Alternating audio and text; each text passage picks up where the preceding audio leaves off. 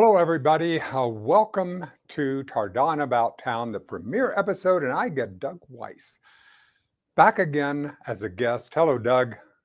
Hello, Dennis. It's good to be here with you today. Well, it's lovely to be here with you. What was it like on election night as you were sitting there watching it and you suddenly realized, my goodness, it's Groundhog Day. We're going to have to do this all over again. Oh, we expected it. We did everything we could to avoid it, but we knew it was a definite possibility. During the campaign, I told my team we weren't even using the word runoff. We were doing everything we could to win it in the general election. But on election night, the first results reported were rather interesting. I got all 3 votes in Williamson County, so they had me at 100%, which obviously was not going to hold. But as the night went on, we saw the 47%. I creeped up a little bit higher than that. Still received, I think it was 12.8% more than second place. And if you know anything about elections, they tend to say 10%. A 10% margin is a landslide. But with 4 people in this race, we knew it was a possibility. It came in just under that 50%. And so we're doing this all over again. What is your message to the people of Pflugerville? Why they need to get out and why they need to vote for you this time? That is a great question. I think the reason they need to vote is because they likely did the first time. And the people who I met as they were voting, as they were walking into that polling place, they'd ask me why I was running, and I'd ask them a question in return. I asked them if they loved living in Pflugerville. Without fail, everyone told me they did. And I asked them why. They told me the great things about the town that they enjoyed. I tell you, that is not an accident. That is years of intentional and specific investment in infrastructure and services. This city was rated the 5th best place to live in Texas, the 15th nationwide. And that is no accident. I want people to know that we are doing everything we can to make sure that this city is a place that you love to live in. The roads, the infrastructure, the parks, all those things contribute to that. But really, it's about a community where you feel at home, where everyone feels at home. And that's why I'm asking people to show up again on December 13th to vote for me.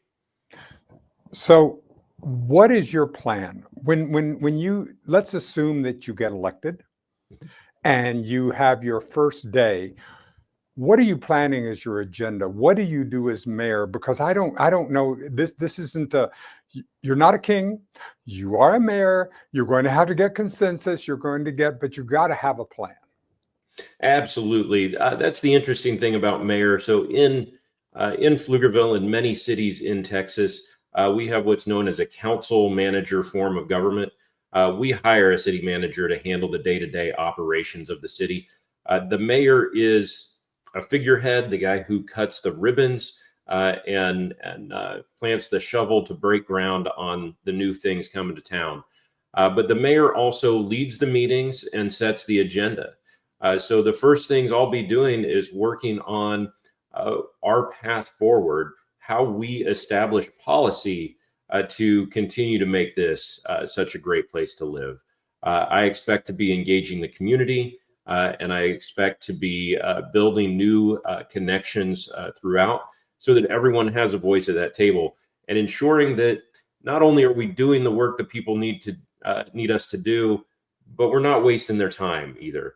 I can't tell you how many times early on in my political career, we would sit in a meeting till 1 or 2 o'clock in the morning. And that doesn't benefit the people who are there to have their voice heard, to see something through, to whether it's a zoning change or a specific use permit or just a proclamation that they need for themselves. We need to make sure we're doing the work, we're doing it efficiently.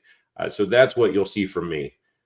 Now, also something interesting here in Texas that is the mayor's responsibility is also emergency management. the mayor is actually officially the emergency management director for the city. And I expect to meet with the folks in our emergency management department, and I expect to ensure that we have all our plans in place and coordinate with the other regional authorities that I've already been coordinating with throughout my career here at the city of Pflugerville, as I've served on council for the past 9 years. So as you see from the point of view of council, and you're looking at the mayor and saying, yeah, I want to do that. I want to change that. I want to work on that. And so has that been coalescing in your brain? Oh, absolutely. Absolutely. It is interesting moving from one position to the other.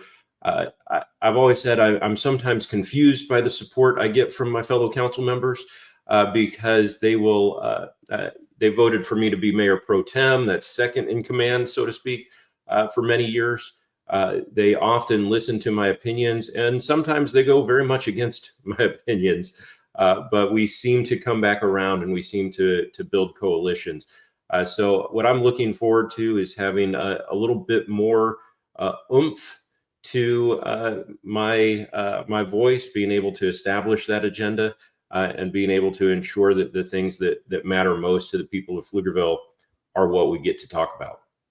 Well, that's one of the things that I'm going to want to ask you about, and because I'm going to want to talk with you again when you win and you go ahead and begin your agenda, is that I believe that we're going to pay taxes, and that for every dollar that goes into the budget that is paid to the city of Pflugerville, how can you ensure that it's being spent wisely?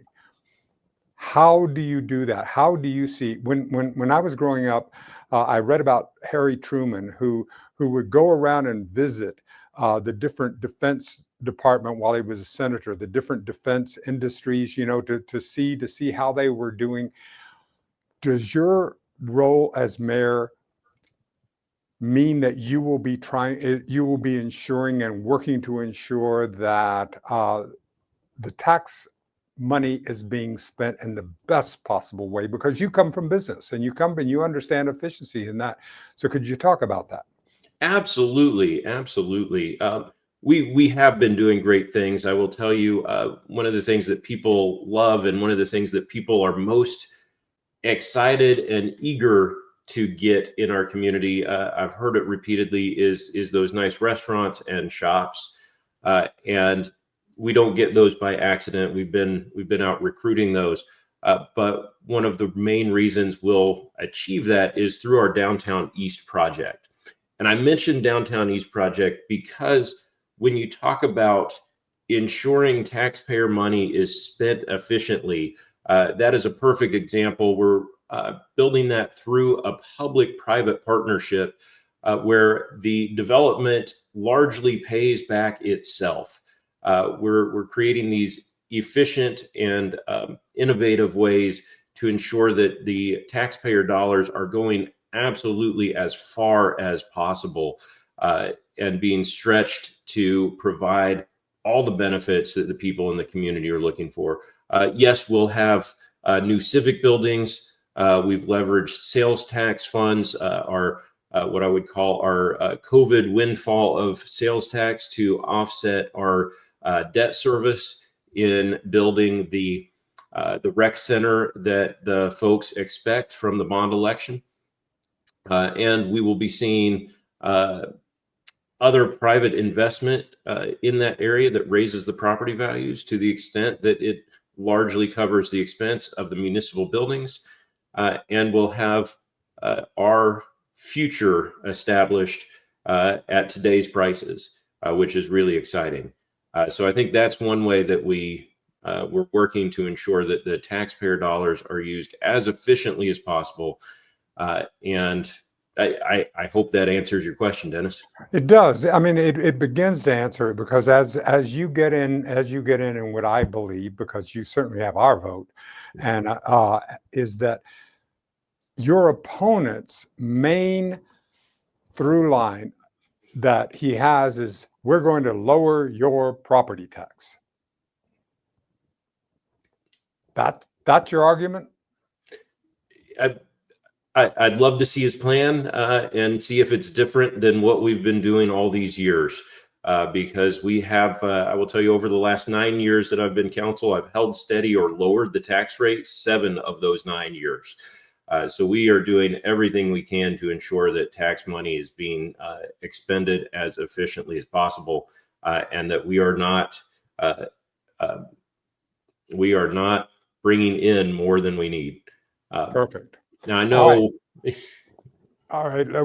What I want to do, I want to put a pin on this and know that we're going to be coming back to you and doing this. Give me a closing argument. Give me something that you want to close this episode with. Sure. So one of the things I've heard over my last 9 years, people always talk about small town feel. The idea that we're a small town. I will tell you, we are not a small town anymore. We are a No. large city, according to the census. We meet the definition of a large city, not a metropolis, but a large city. But we still maintain what it means, in my opinion, to be a small town. I always say a small town feel means 3 things. That is feeling safe in your community. I prioritize public safety in our community. It means knowing your neighbors. I can't tell you how many people I meet who say they live on the best street in town and have the best neighbors. We do truly have that community. And the third thing I always say when it comes to small town feel is that you feel like you have a say in how your city operates, in how you are governed. And I will tell you, in all the meet and greets and all the events, all the community service that I do throughout town, I meet so many people. They all have great opinions. We make sure that everyone's voice is heard as we govern this city. I think that's really what it means. I think that's what I bring to the table. And that's why I once again ask for the citizens of Pflugerville to cast their ballot. Early voting 1st through the 9th and election day, December 13th. Doug Weiss, thank you. I look forward to seeing you as mayor, and thank you so much for joining us on Tardan About Town premiere episode. I'll be looking at you for ideas of the people that you want to highlight, and we'll bring them on. Thank you, Dennis.